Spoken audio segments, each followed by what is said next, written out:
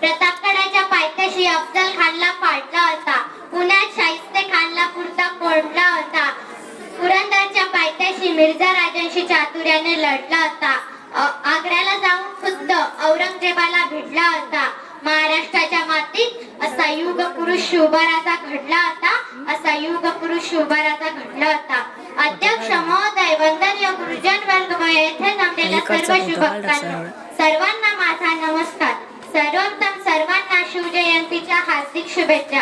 मित्रांनो, 19 फेब्रुवारी 1630 हा सोन्याचा दिवस. या मंगल क्षणी छत्रपती शिवाजी महाराजांचा जन्म झाला.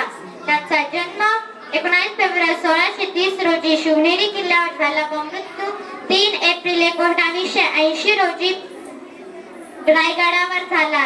ते केवळ 50 वर्ष जगले, पण त्यांनी 50 वर्षातून 360 किल्ले जिंकले. मित्रांनो, छत्रपती शिवाजी महाराज जेव्हा स्वराज्य स्थापन करत होते तेव्हा त्यांच्याकडे मुठभरच मावळे होते. म्हणून सुरुवात ही शून्यातूनच झाली.